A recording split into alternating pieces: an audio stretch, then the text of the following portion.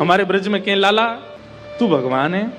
ठाकुर जी बोले काय को मधुमंगल तू ये काय को पूछ रहा हो? बोले ना ना हमने ऐसी सुनी है कि जब गर्गाचार्य जी आए ना तो वो कह के गए कि यशोदा मैया तुम्हारो लाला नारायण समान गुण ही, और तेरी हरकतन ते हुए ऐसा लगे कि तू कहीं भगवान तो ना है।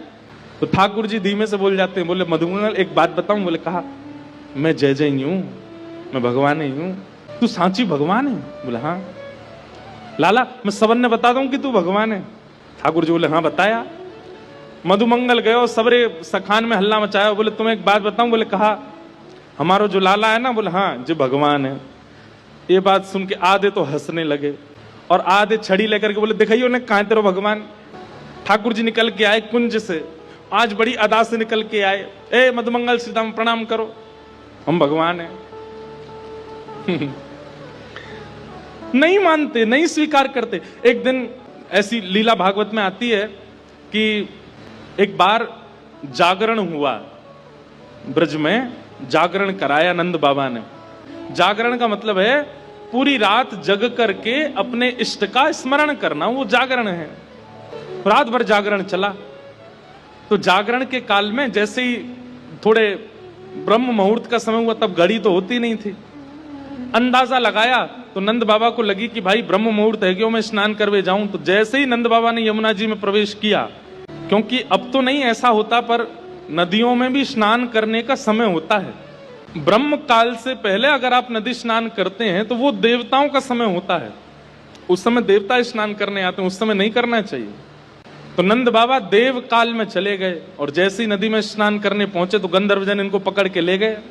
जब नंद बाबा बहुत देर तक नहीं आए तो सबने जाके ठाकुर जी से कही। तो ठाकुर जी गए और ठाकुर जी ने यमुना जी में प्रवेश करके गंधर्व लोक में जाकर के नंद बाबा को वहां से छुड़ाया और वापस लेकर के आए। तो जैसे ही नंद बाबा वापस आए तो सब ब्रजवासियों ने घेर लिया। सब ब्रजवासी बोले बाबा तुम कहां चले गए? रात में गए अब निकल के आए हो। मधुमंगल श्रीदाम बोले बाबा हमें तो यूं बताओ, इतनी देर तुमने सांस कैसे ली भीतर, तुम चले कहां गए? बाबा बोले भैया दो देवता मुझे पकड़ के ले गए, मैंने देव काल में स्नान कर लियो। बोले फिर? बोले कछु ना, बड़े बड़े महल बने, बड़े बड़े लंबे चौड़े देवता ऐसे सुंदर कि देखते रह जाओ। मैंने इंद्र को दर्शन किया, मैंने सबरे देवता देखे वहां पे। और फिर बाबा फिर कब आयो? बोले इतने में ही लाला आयो।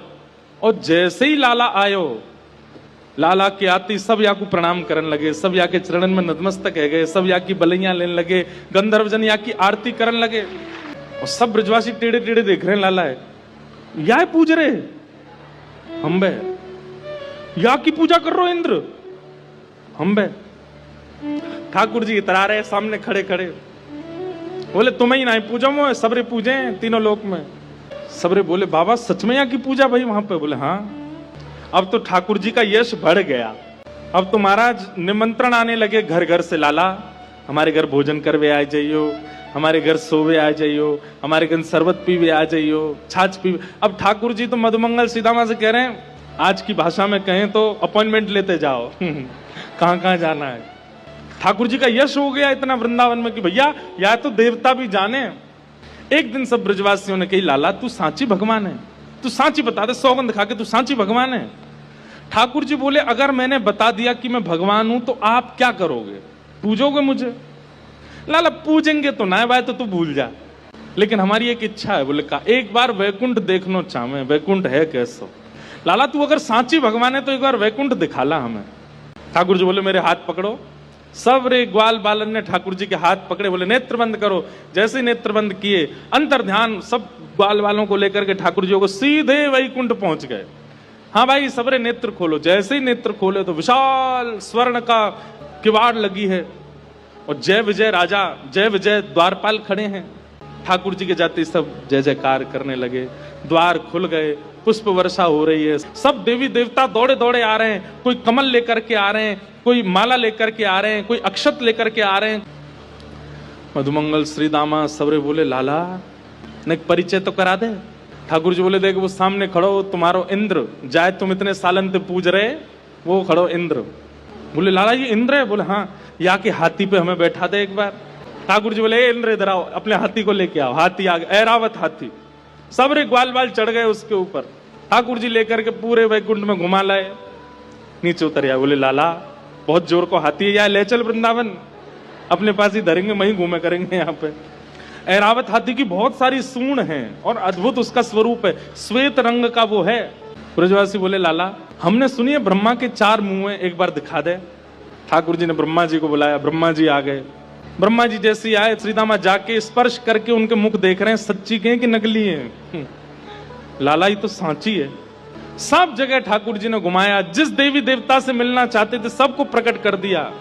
सब जगह घूमे ठाकुर जी को लेके, नदियों में, तालाबों में, पशु पक्षी सब देखा, वैकुंठ का एक एक कोना ठाकुर जी के साथ देखा। सब जगह घूम करके ब्रजवासी थक गए। थक करके बोले लाला अब चल वृंदावन चल, अब ले चल हमें। ठाकुर जी बोले भैया सुनो, तुम सबके लिए कक्ष खुलवा दिए हैं और वैकुंठ का नियम है, मैं बताना भूल गया था कि यहाँ एक बार आने के बाद फिर यहाँ से जाता नहीं है कोई भी। अब तुम सब यहीं वैकुंठ में रहो, क्या बुराई है? ये उर्वशी गंधर्व सब लोग तुम्हारी सेवा में रहेंगे, देवी देवता, अरे तू जब कहेगा इंद्र आ जाएगा, ब्रह्मा आ जाएगा, सब तुम्हारी सेवा में रहेंगे, यहीं बैठे रहो। अब ये सुनते ही ब्रजवासी तो रोने लगे, ठाकुर जी के चरणन में गिर गए। बोले लाला तू हमारे प्राण मांग ले, तू जो कहेगो हम तो दे देंगे, तू कहेगो आज के बाद हम तो जय जय मान के रोज तेरी आरती पूजा करेंगे, लेकिन हमें वापस वृंदावन ले चल, हम वैकुंठ में ना रह सके, हमें तो वृंदावन ही प्रिय है लाला। ठाकुर जी के नेत्र सजल हो गए। सब देवी देवताओं को दिखाते हुए ठाकुर जी बोले तुम लोगों को आश्चर्य होता है कि भगवान इन ब्रजवासियों से इतना प्रेम क्यों करते हैं। देखो दीयमान न ग्रहणंती, ये भक्ति की वो स्थिति है कि मैं वैकुंठ देने को बैठा हूं लेकिन इनको नहीं चाहिए। क्यों? वृंदावन प्रिय है, यमुना जी प्रिय हैं, गोवर्धन प्रिय है, इतना प्रेम वृंदावन से ब्रजवासी करते हैं।